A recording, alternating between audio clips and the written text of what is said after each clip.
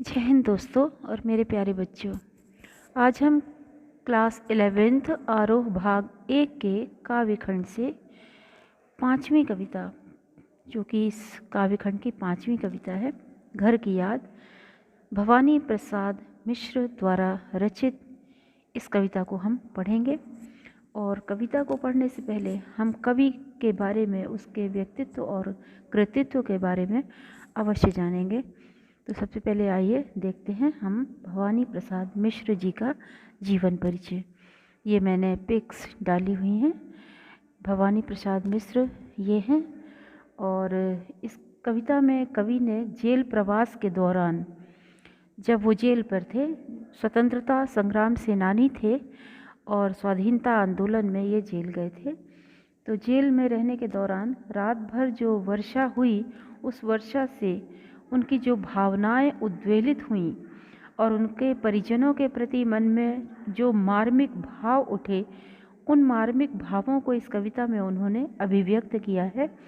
किस प्रकार कवि स्वयं घर से दूर होने के कारण व्यथित है, किंतु अपनी व्यथा को छिपाने का प्रयास करता है ताकि उसके परिजन दुखी ना हों। इन्हीं भावों की मार्मिक अभिव्यक्ति इस कविता में की गई है। तो आइए हम पहले भवानी प्रसाद मिश्र का जीवन परिचय देखते हैं। इनका जन्म सन 1913 टिगरिया गांव में हुआ था, जो कि होशंगाबाद में है और होशंगाबाद मध्य प्रदेश में है। प्रमुख रचनाएं हैं इनकी सतपुड़ा के घने जंगल, सतपुड़ा के जंगल, सन्नाटा, गीत फरोश, चकित है दुख, बुनी हुई रस्सी, खुशबू के शिलालेख, अनाम तुम आते हो, इदम नमम, ये आदि इनके संग्रह हैं। प्रमुख सम्मान इन्हें जो प्राप्त हुए हैं उनके बारे में जानते हैं। साहित्य अकादमी सम्मान, मध्य प्रदेश शासन का शिखर सम्मान, दिल्ली प्रशासन का गालिब पुरस्कार और पद्मश्री से भी इन्हें अलंकृत किया गया है। इनकी मृत्यु सन 1985 को हुई। आगे देखते हैं। सहज लेखन और सहज व्यक्तित्व का नाम है भवानी प्रसाद मिश्र। कविता और साहित्य के साथ साथ राष्ट्रीय आंदोलन में जिन कवियों की सक्रिय भागीदारी रही है, उनमें से ये प्रमुख हैं।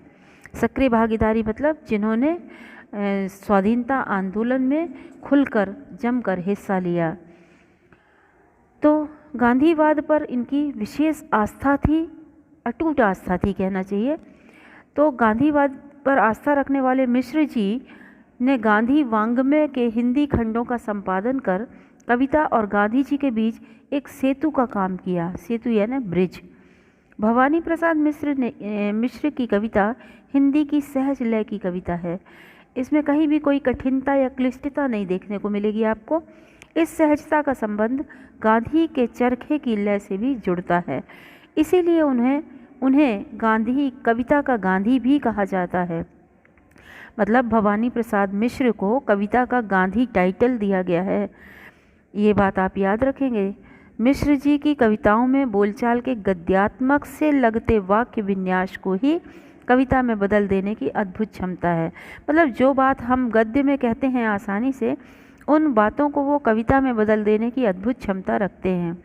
इसी कारण उनकी कविता सहज और लोक के अधिक करीब है। मतलब जनमानस के बहुत करीब है, क्योंकि आसानी से समझ में आ जाती है और सहज भाव उसमें व्यक्त होते हैं। भवानी प्रसाद मिश्र जिस किसी विषय को भी उठाते हैं उसे घरेलू बना देते हैं।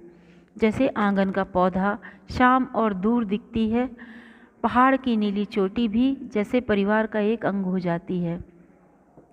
मतलब ये कहना चाहते हैं कि मतलब जैसे आंगन का पौधा शाम और दूर दिखती पहाड़ की नीली चोटी भी जैसे परिवार का एक अंग हो जाती है। मतलब हमारे वो बहुत करीब हो जाती हैं वो कविताएं, वो भाव। वृद्धावस्था और मृत्यु के प्रति भी एक आत्मीय स्वर मिलता है उनकी कविताओं में। उन्होंने प्रौढ़ प्रेम की कविताएं भी लिखी हैं। प्रौढ़ प्रेम मतलब परिपक्व प्रेम, जिनमें उद्दाम श्रृंगारिकता की बजाय सहजीवन के सुख दुख और प्रेम की व्यंजना की गई है। नई कविता के दौर के कवियों में मिश्र जी के यहाँ व्यंग और क्षोभ भरपूर है, किंतु वह प्रतिक्रियापरक ना होकर सृजनात्मक है। गांधीवाद पर आस्था रखने के कारण उन्होंने अहिंसा और सहनशीलता को रचनात्मक अभिव्यक्ति दी है। हम जो कविता पढ़ने जा रहे हैं, घर की याद, इसमें घर के मर्म को उद्घाटित किया गया है। कवि को जेल हुई है और जेल में रहने के दौरान जो अपने परिवार से दूर रहने की पीड़ा है, दर्द है, वो उसे सालता है, बहुत चुभता है। कवि के यादों के संसार में उसके परिजन यानी परिवार के लोग एक एक करके शामिल होते चले जाते हैं। मतलब एक एक सदस्य की याद उन्हें आती है और उनके बारे में वो इस कविता में बात करते हैं। घर की अवधारणा की सार्थक और मार्मिक याद कविता की केंद्रीय संवेदना है। मतलब एक व्यक्ति के जीवन में घर और परिवार कितनी अहम और महत्वपूर्ण भूमिका रखता है, ये इस कविता में बताया गया है कि हम भले परिवार के बीच में रहकर अपने परिवारजनों की इतनी चिंता या कद्र ना करें या उनके महत्व को ना समझें, लेकिन जब हम परिवार से दूर होते हैं और तब उनकी कमी, अपने जीवन में उनकी कमी का हमें एहसास होता है और हमें उनका महत्व पता चलता है। यहाँ पर कवि अपने परिवारजनों से, माता पिता भाई बहनों से बहुत गहराई से जुड़े हुए हैं और जबकि वो इस समय जेल में हैं और बारिश का मौसम है, सावन का महीना है और झमाझम बारिश हो रही है, रात भर से बारिश हो रही है और उस दौरान कवि को अपने घर की और घर के परिवार के एक एक सदस्य की बेहद याद सताती है। और इस सावन के महीने में और ऐसे मौसम में परिवार में कैसा वातावरण होता था, ये एक एक घटना उन्हें याद आती है और उन्होंने बहुत ही सहज और सरल ढंग से इस भावना को अपनी इस कविता में व्यक्त किया है। तो आइए देखते हैं घर की याद कविता। बहुत सरल कविता है, आपको समझने के लिए बहुत ज़्यादा मेहनत नहीं करनी पड़ेगी। मैं इसे बताती हूँ। आज पानी गिर रहा है, बहुत पानी गिर रहा है, रात भर गिरता रहा है, प्राण मन घिरता रहा है। प्राण मन का घिरना मतलब होता है कि यादों का मन पर, प्राणों पर छा जाना।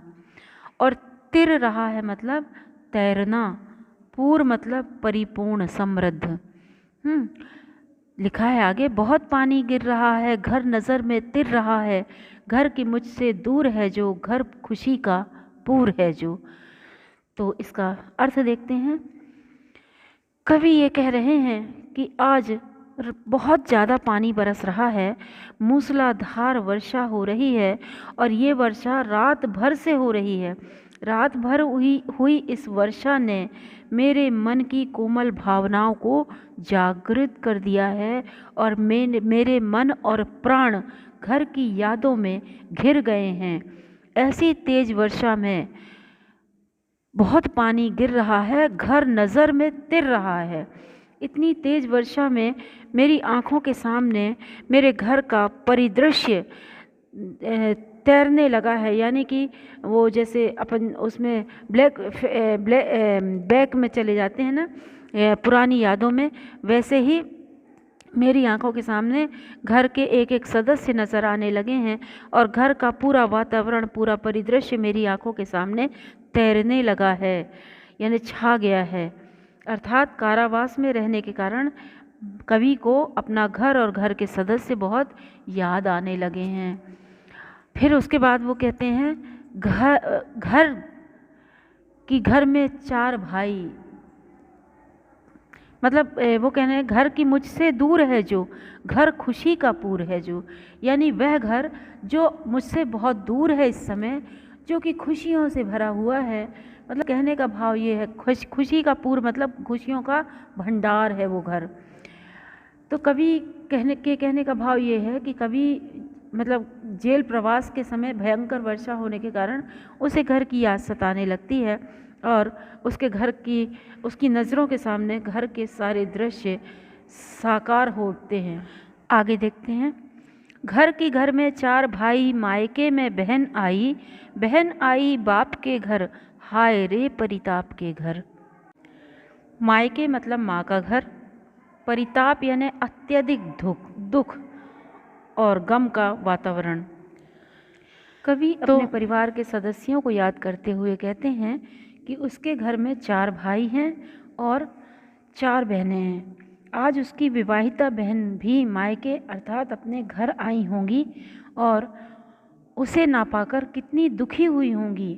परिवार की वर्तमान स्थिति को देखकर ऐसा लगता है मानो उसकी बहन अपने पिता के घर ना आकर कष्ट और दुख के घर आई है। हाय रे परिताप के घर, यानी कि ऐसा लगता है जैसे वो पिता के घर नहीं बल्कि दुख के घर आई है, कष्ट के घर आई है। कहने का भाव ये है कि उस कवि के जेल में रहने के कारण घर और परिवार में बहुत उदासी का माहौल है। आगे देखते हैं। घर में सब जुड़े हैं, सबकी इतने कब जुड़े हैं। 4 भाई 4 बहनें, भुजा भाई प्यार बहनें। तो घर में इस समय वास्तव में घर में एक घर, कवि का घर एक सुखी घर है, क्योंकि सभी एक दूसरे से बहुत जुड़े हुए हैं, अर्थात सभी का आपस में बहुत गहरा प्यार है। चारों भाई जो हैं वो 4 भुजाओं के समान हैं और बहनें अपने भाइयों से अत्यधिक स्नेह करती हैं। तो सभी के बीच प्रेम का, स्नेह का अटूट बंधन है। तो कवि ये कहते हैं कि भाई बहन आपस में इतने गहरे लगाव है भाई बहनों के बीच में कि भुजा भाई प्यार बहनें। इसका विशेष अर्थ देखिए कि भाई जो हैं वो बहनों के लिए भुजा यानी शक्ति, साहस, संबल हैं, सहारा हैं, और बहन जो हैं वो भाइयों के लिए प्रेम और स्नेह की साकार मूर्ति हैं। आगे देखिए कवि क्या कहते हैं कि और माँ, मतलब यहाँ पर तो भाई और बहनों की बात हुई, अब कवि अपने माँ के बारे में बात कर रहे हैं। कहते हैं और माँ बिन पढ़ी मेरी, दुख में वह गढ़ी मेरी। मतलब मेरी माँ बहुत ज़्यादा पढ़ी लिखी नहीं है, लेकिन इस समय वो मेरे जेल में रहने के कारण बहुत दुख से आहत है, बहुत कष्ट में है, बहुत दुखी है। मतलब मेरे दुख में वो बहुत ज़्यादा इस समय दुखी है, बहुत आहत है। माँ की जिसकी गोद में सिर रख लिया तो दुख नहीं फिर। कवि कहते हैं माँ की ममता का तो उल्लेख ही नहीं किया जा सकता। माँ की ममता का बखान करने के लिए तो शब्द भी कम पड़ जाते हैं। और वो माँ जिसकी गोद में सर रखते ही जीवन के सारे कष्ट खुद ब खुद दूर हो जाते हैं, अर्थात माँ के स्नेह भरे स्पर्श से कवि अपने सारे कष्ट भूल जाता है। इसलिए वो कहता है कि माँ की जिसकी गोद में सिर रख लिया तो दुख नहीं फिर कोई दुख बचते ही नहीं है। माँ की जिसकी स्नेह धारा का यहाँ तक है पसारा। कवि कहते हैं कि माँ के प्यार की स्नेह धारा का प्रसार बहुत दूर दूर तक फैला हुआ है। मतलब बच्चा कहीं भी रहे, पुत्र कहीं भी रहे, पुत्री कहीं भी रहे, लेकिन माँ की स्नेह धारा वहाँ तक पहुँच ही जाती है। तो कहते हैं कि यहाँ तक भी, मतलब इस जेल तक भी उनकी स्नेह धारा बह रही है और मुझ तक उनकी ममता और आशीर्वाद पहुँच रहा है। फिर कहते हैं उसे लिखना नहीं आता जो कि उसका पत्र आता। कहने का मतलब ये कि कवि जेल में भी माँ के स्नेह स्पर्श को अनुभव करते हैं और उसकी ममता की शीतल छाँव को अनुभव करते हैं। कवि कहते हैं कि मेरी माँ पढ़ी लिखी नहीं है, यदि पढ़ी लिखी होती तो निश्चित ही उसका पत्र आता। चूँकि वो पत्र नहीं लिख सकती है, इसलिए मुझे उसका कोई पत्र प्राप्त नहीं होता है। फिर कहते हैं ये तो हुई माँ की बात। अब आते हैं वो अपने पिता को याद करते हैं और कहते हैं पिताजी जिनको बुढ़ापा एक क्षण भी नहीं व्यापा। मैं अपने पिता के बारे में क्या बताऊं, मेरे पिता तो ऐसे हैं कि इस उम्र में भी बुढ़ापा उनको छू तक नहीं गया है। एक क्षण भी के लिए भी वो अपने आप को बूढ़ा महसूस नहीं करते हैं। और अभी भी दौड़ जाएं, जो अभी भी खिलखिलाएं। मतलब यद्यपि वो बूढ़े हो चुके हैं, परंतु बुढ़ापे का उन पर कोई प्रभाव नहीं पड़ा है। आज भी उनके हृदय में नवयुवकों जैसा उत्साह और साहस है। शरीर से इतने स्वस्थ हैं वो अभी भी कि वो अभी भी दौड़ लगा सकते हैं, अभी भी वे ठहाके लगाकर खिलखिलाकर हंसते हैं। पिताजी में अभी भी युवाओं जैसी चुस्ती फुर्ती है। कहने का भाव ये है कि वे प्रसन्नता और उल्लास से परिपूर्ण हैं। कौन? कवि के पिता। आगे वे अपने पिताजी के बारे में बताते हुए कहते हैं कि मौत के आगे न हिचकें, शेर के आगे न बिचकें, बोल में बादल गरजता, काम में झंझाल रचता। इसमें कुछ स्पेलिंग मिस्टेक्स हैं तो आप बुक से देखिएगा। मौत के आगे न हिचकें, शेर के आगे न बिचकें, बोल में बादल गरजता, काम में झंझाल रचता। कवि कहते हैं कि मेरे पिता इतने साहसी हैं कि वे मौत के सामने भी डटकर खड़े हो सकते हैं। शेर भी सामने आ जाए तो भी वो नहीं डरते हैं, अर्थात उनके सामने कितनी भी भयंकर मुसीबत क्यों ना आ जाए वे उससे कभी नहीं घबराते। उनकी आवाज़ में बादलों जैसी गर्जना है, बोल में बादल गरजता, उनकी आवाज़ में बादलों के समान गर्जना है और काम में झंझाल रचता। झंझा मतलब आंधी तूफान, तो उनके कार्यों में आंधी तूफान जैसा कंपन है, अर्थात वे जब भी कोई कार्य करते हैं तो ऐसा लगता है जैसे आंधी तूफान आ गया हो, मतलब इतनी फुर्तीले हैं वो। कवि के कहने का भाव यह है कि पिताजी की उम्र का प्रभाव उनके किसी भी कार्य पर नहीं पड़ता है। आज भी उनकी इच्छा शक्ति दृढ़ है, अद्वितीय है। बुढ़ापे की कोई भी मतलब बुढ़ापे का कोई भी चिन्ह उनके व्यक्तित्व में दिखाई नहीं देता है। इसके बाद कवि अपने पिता के बारे में बताते हुए कहते हैं कि आज वो क्या कर रहे होंगे और कैसा परिवार में माहौल होगा। वो बता रहे हैं कि आज गीता पाठ करके, दंड 260 करके, खूब मुकद्दर हिला लेकर, मूठ उनकी मिला लेकर, जबकि नीचे आए होंगे नैन जल में छाए होंगे, हाय पानी गिर रहा है, घर नज़र में तिर रहा है। कवि अपने पिता को याद करते हुए कहते हैं कि पिताजी जब रोज़ की तरह श्रीमद् भागवत गीता का पाठ करके तथा 260 दंड बैठक लगाकर, मुगदर हिलाकर, मुगदर मतलब होता है व्यायाम करने के लिए लकड़ी की बनी हुई एक मुंगरी जैसे होती है, मूठ जो पकड़ने का स्थान होता है, उससे वो व्यायाम करते हैं, जिसको डम्बलिंग भी कह सकते हो आप। तो मुगदर हिला हिलाकर व्यायाम कसरत करने के उपरांत मुगदर की मूठ पकड़कर घर में जब वो ऊपर से नीचे आए होंगे तो उन्हें निश्चित ही आज मेरी याद आई होगी और मुझे याद करके उनकी आंखें भर आई होंगी, जबकि नीचे आए होंगे नैन जल में छाए होंगे, उनकी आंखें आंसुओं से भर गई होंगी। वे मुझे अपने पास ना पाकर बहुत व्याकुल हुए होंगे और इन सब बातों की स्मृति जो है वो कवि को व्यथित कर रही है तथा बादल, बरसते बादल देखकर कवि को घर की बहुत याद सताने लगी है। और कवि कहते हैं, हाय पानी गिर रहा है, घर नज़र में तिर रहा है।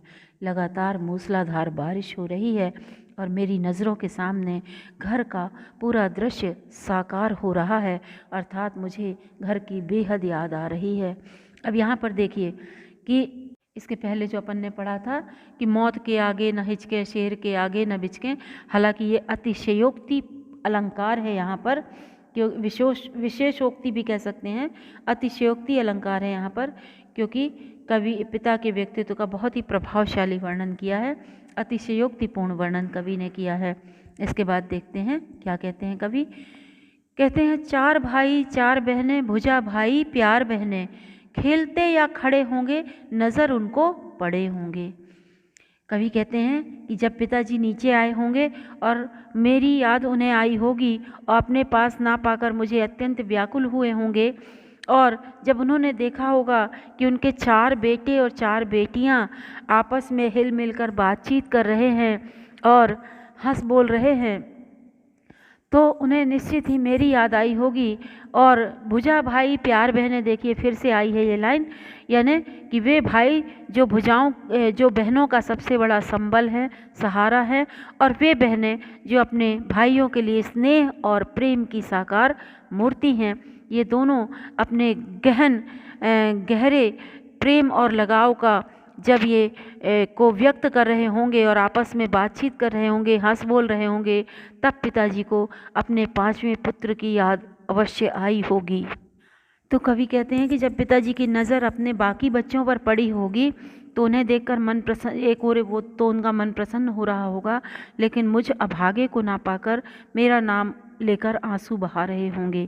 अर्थात एक क्षण के लिए भी, मतलब आगे कहते हैं कि पिताजी जिनको बुढ़ापा एक क्षण भी नहीं व्यापा, ये दूसरी बार ये लाइन रिपीट हुई है कि वो पिताजी जिनको एक क्षण के लिए भी, जिन पर बुढ़ापे का असर नहीं हुआ है, जो किसी भी मुसीबत से नहीं घबराते हैं, ऐसे दृढ़ निश्चयी और साहसी पिताजी इस समय अपना धैर्य खो बैठे होंगे और रो पड़े होंगे बराबर 5वें का नाम लेकर, अपने पुत्र को मिलने वाली यातनाएं याद करके कि मेरा बेटा जेल में है, जेल में न जाने कैसी कैसी यातनाएं भोग रहा होगा, ये सोच के उनकी आंखों में आंसू आ गए होंगे, आंसू बह निकले होंगे और कवि की स्मृति ने उन्हें रुला दिया होगा।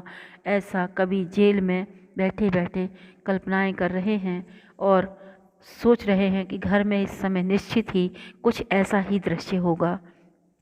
आगे कहते हैं, और 5वां मैं हूँ अभागा, जिसे सोने पर सुहागा, पिताजी कहते रहे हैं, प्यार में बहते रहे हैं।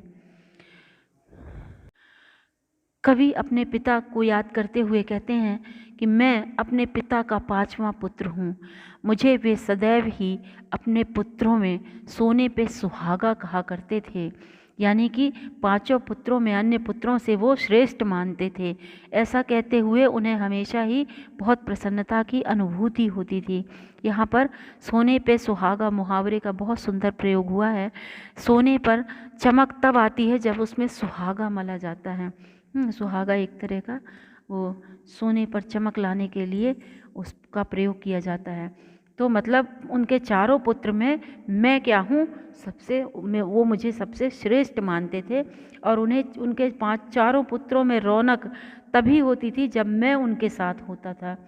तो वो कहते हैं इस तरह से अपने को सोने पे सुहागा बताया करते थे पिताजी उन्हें। तो पिताजी कहते रहे हैं, प्यार में बहते रहे हैं, और हमेशा पिताजी यही कहा करते थे और उसे बहुत प्यार और स्नेह दिया करते थे।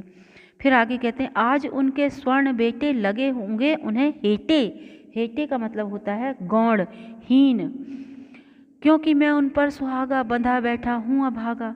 क्यों हीन लगे होंगे? आज मेरे जेल में बंदी होने के कारण उन्हें अपने 4 सोने के समान गुणों वाले पुत्र तुच्छ व हीन लगे होंगे, क्योंकि वे तो मुझे उनसे श्रेष्ठ समझा करते थे और आज मैं अभागा यानी भाग्यहीन जेल में होने के कारण उन्हें कष्ट पहुंचा रहा हूं। इसलिए आज उन्हें अपने बेटे तो 4 बेटे, बाकी बेटे तुच्छ और हीन लगे होंगे, क्योंकि वो सोना है तो मैं सुहागा हूँ। ठीक है, तो कवि ने पिता के प्रति स्नेह का मार्मिक चित्रण किया है। और बंधा बैठा हूँ अनुप्रास अलंकार है, स्वर्ण बेटे में रूपक अलंकार है, भाषा बहुत सरल है, सहज है, प्रवाहमयी है। सोने पे सुहागा मुहावरे का बहुत सुंदर प्रयोग किया गया है। ठीक है, अब आगे देखते हैं कि अब आगे क्या माहौल बनता है। कवि उसको व्यक्त करते हैं कि इतना कुछ तो हुआ होगा कि पिताजी नीचे आए होंगे पूजा पाठ करने के बाद और अपने परिवार में हंसते खेलते अपने बाकी बच्चों को देखा होगा, तो उन्हें मेरी याद आई होगी और वो कितना दुखी हुए होंगे। ये सारी चीज़ें बताने के बाद कवि कहते हैं कि अब देखो माँ का रोल क्या होगा उस समय, माँ क्या कर रही होगी, पिताजी की आंखों में आंसू देखकर माँ ने क्या कहा होगा। तो आगे कहते हैं कि और माँ ने कहा होगा, दुख कितना बहा होगा, आँख में किस लिए पानी, वहाँ अच्छा है भवानी। तो कवि अपने पिता की स्थिति का अनुमान लगाकर कवि कहते हैं कि उसके पिताजी की आंखों में आंसू देखकर माँ का हृदय दुखी हो रहा होगा और वे उन्हें ढाढ़स बंधाते हुए कह रही होंगी कि आँख में किस लिए पानी, आपकी आंखों में आंसू क्यों आ रहे हैं, हमारा बेटा भवानी अच्छी तरह से होगा, आप अपना मन क्यों छोटा कर रहे हैं, क्यों आंसू बहा रहे हैं। और वह उन्हें समझाते हुए कह रही होगी कि वह तुम्हारा मन समझकर और अपनापन समझकर गया है सो ठीक ही है, यह हमारी लीक ही है। लीक का मतलब होता है परंपरा, रास्ता। तो कहते हैं कवि कि माँ पिताजी को समझाते हुए कह रही होगी कि आपकी इच्छा को समझकर आप आपसे अपनत्व का भाव दर्शाने के कारण ही तो वो जेल गया है। मतलब कि आपकी इच्छा थी कि आपका कोई बेटा देश की आज़ादी में भाग ले और आपकी देश की स्वाधीनता आंदोलन में अपनी अहम भूमिका निभाए, इसलिए आपकी इच्छा को जानकर ही तो वो जेल गया है। और आप इससे उसका प्रेम प्रकट होता है आपके प्रति, वह आपके द्वारा बताए गए रास्ते पर ही तो चल रहा है, अर्थात आपके द्वारा बनाई गई परंपरा का ही तो पालन कर रहा है। इसलिए आप दुखी मत हो, क्योंकि वो अच्छे कार्य के लिए जेल गया है। तो देखिए यहाँ पर कभी फिर माँ आगे कहती है कि पाँव जो पीछे हटाता, कोख को मेरी लजाता, इस तरह हो न कच्चे, रो पड़ेंगे और बच्चे। तो माँ पिता को समझाते हुए कहती है कि जिस रास्ते पर उनका बेटा चल रहा है वह संघर्ष का रास्ता है, उसके कर्तव्य का रास्ता है। यदि वह उस पर चलने से अपना पाँव पीछे हटा लेता तो इससे मेरी कोख लज्जित हो जाती। मुझे आज गर्व है कि मैंने एक देशभक्त बेटे को जन्म दिया है, उसने मेरा गौरव बढ़ाया है, आपका गौरव बढ़ाया है। तो आप दुखी क्यों हो रहे हैं? उसने मेरी कोख की लाज रखी है और अपने देश के लिए वो आज जेल में है। तो यदि वह अपने देश के प्रति अपने कर्तव्य से मुंह मोड़ लेता तो उसकी वीर जननी को लज्जा आती। आज मुझे अपने बेटे पर गर्व महसूस हो रहा है। तो ऐसे समय में इस तरह हो न कच्चे, ऐसे समय में तुम अपनी आंखों में आंसू लाकर उसे कायर मत बनाओ। माँ पिताजी को हिम्मत देते हुए कहती है कि आप मन को कमज़ोर ना करें, आप धैर्य बनाए रखें, नहीं तो अन्य बच्चों का साहस भी टूट जाएगा और वे भी रो पड़ेंगे। कभी कहते हैं कि तब पिताजी ने अपने आंसुओं को छिपाते हुए क्या कहा होगा? पिताजी ने कहा होगा, हाय कितना सहा होगा, कहाँ मैं रोता कहाँ हूँ, धीर मैं खोता कहाँ हूँ। कभी कहते हैं कि अब यहाँ पर पिताजी ने अपने आंसुओं को छिपाते हुए कहा होगा कि नहीं नहीं, मैं कहाँ रो रहा हूँ, मैं अपना धैर्य नहीं खो रहा हूँ। कभी ये सोचकर करुणा से भर गया कि अपने हृदय की वेदना को छिपाना पिताजी के लिए कितना मुश्किल हो रहा होगा, अंदर ही अंदर वे कितने व्यथित हो रहे होंगे। यहाँ पर देखिए कितनी संवेदनशील पंक्तियाँ हैं ये, कि जब अपनी हृदय की वेदना को हम आँखों के द्वारा, आंसुओं के द्वारा बाहर निकाल देते हैं, बहा देते हैं, तो वो आसान काम होता है, लेकिन अपनी वेदना को अंदर छुपाना, दबा कर रखना और ऊपर से अपने आप को सहज दिखाना, ये कितना कठिन और कितना मुश्किल काम है जो इस समय पिताजी ने किया होगा। कभी ये सोचकर करुणा से भर उठता है कि हाय कितना सहा होगा, मतलब अपनी वेदना को अपने हृदय में दबाने का जो प्रयास पिताजी ने किया होगा, इससे उन्हें कितना कष्ट हुआ होगा और उन्होंने सहजता से कह दिया होगा, नहीं नहीं, मैं रोता कहाँ हूँ, मैं अपना धैर्य नहीं खो रहा हूँ। तो ये कवि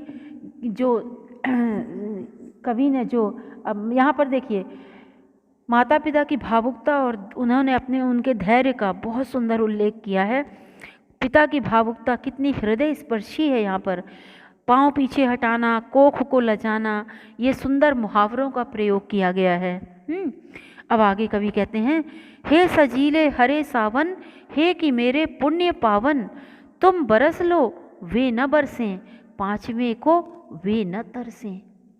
कवि कहते हैं सावन का मानवीयकरण यहाँ पर किया गया है कि हे सजीले हरे सावन, तुम बरस लो वे न बरसें।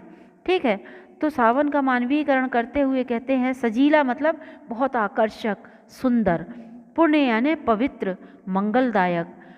ठीक है, तो सावन को संबोधित करते हुए कवि कहते हैं कि हे सुंदर, हे सजीले, आकर्षक, लोगों को खुशियाँ प्रदान करने वाले हरे भरे सावन, हरियाली से परिपूर्ण सावन, हे शुभ और मंगलमयी, लोगों का कल्याण करने वाले हे सावन, तुम्हें जितना बरसना है तुम अवश्य बरसो। तुम्हारे बरसने से जगत का कल्याण होता है, उद्धार होता है, लेकिन इतना ध्यान रखना कि तुम्हें बरसता देखकर मेरे पिताजी की आंखें न बरसने पाएं और वे अपने 5वें पुत्र को याद करके दुखी न होने पाएं। कवि को सावन का बरसना तो अच्छा लगता है, पर अपने पिता की आंखों से आंसुओं का बरसना बिल्कुल स्वीकार नहीं है। देखिए, कवि यहाँ पर सावन को अपना दूत बनाकर अपना संदेश पिता तक पहुँचाना चाहता है।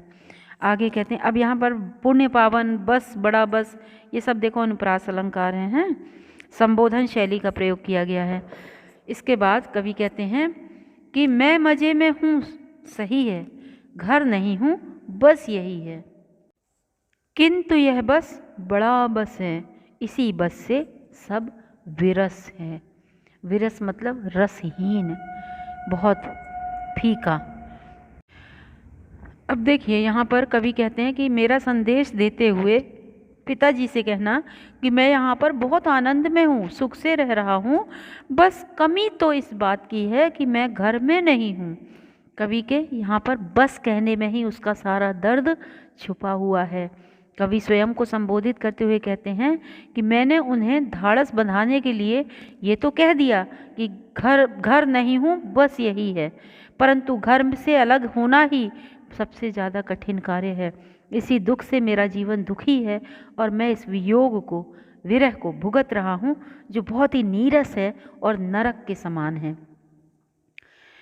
आगे कवि कहते हैं, किंतु उन्हें, अब यहाँ पर देखिए, बस शब्द जो है उसका चमत्कार देखिए। बस शब्द के 2 अर्थ हैं, इसलिए यहाँ पर ये यमक अलंकार है। कौन सा अलंकार है? यमक अलंकार है, क्योंकि बस घर नहीं हूँ, बस यही है, मतलब बस इतनी सी बात है कि मैं घर में नहीं हूँ, वरना मैं तो यहाँ मज़े में हूँ, सही, सब कुछ सही है, सब कुछ ठीक है।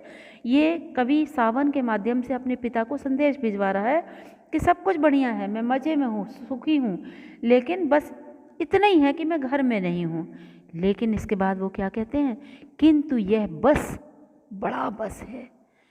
लेकिन ये जो बस है ना, यही तो सबसे बड़ा बस है, यानी सबसे बड़ा दुख तो यही है कि मैं घर में नहीं हूँ, और इसी बस में सब विरस है, और इसी एक बस में सब कुछ नीरस है, और यहाँ नरक के समान जीवन जी रहा हूँ।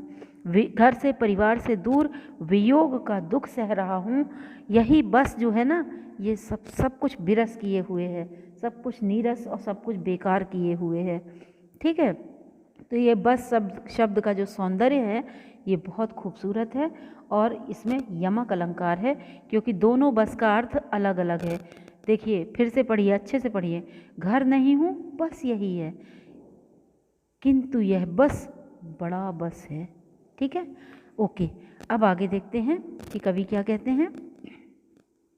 किंतु उनसे यह न कहना, उन्हें देते धीर रहना, उन्हें कहना लिख रहा हूँ, उन्हें कहना पढ़ रहा हूँ। कवि कहते हैं कि हे सावन को संदेश वाहक बनाकर कवि कहते हैं, हे सुंदर सजीले हरे भरे सावन, तुम घर जाकर मेरे पिता को ये मत कहना कि मैं यहाँ दुखी हूँ, उनके सामने निराशा की बातें बिल्कुल मत करना। उन्हें कहना कि मैं आनंद से हूँ, पढ़ रहा हूँ, लिख रहा हूँ, और मैं यहाँ पर अपनी मस्ती में काम कर रहा हूँ। काम करता हूँ कि कहना, नाम करता हूँ कि कहना, मत करो कुछ शोक कहना, और कहना मस्त हूँ मैं, कातने में व्यस्त हूँ मैं, वजन 70 सेर मेरा और भोजन ढेर मेरा। ठीक है, तो कवि अपने पिता को झूठी संदेश भिजवा रहे हैं, झूठा, ताकि पिता खुश हो जाएं कि कहना कि मैं आनंद से हूँ, लिख पढ़ रहा हूँ, अपनी मस्ती में काम कर रहा हूँ, मतलब मैं साहित्य का अध्ययन कर रहा हूँ, कविताएं लिखकर उनका नाम रोशन कर रहा हूँ, हर समय व्यस्त रहता हूँ, अपना समय व्यर्थ नहीं करता हूँ, यहाँ मुझे किसी प्रकार का कोई कष्ट नहीं है। और उन्हें कहना कि जेल के लोग भी मुझसे बहुत प्यार करते हैं, इसलिए वे किसी भी प्रकार से मेरा शोक ना करें, मेरे लिए दुखी ना हों।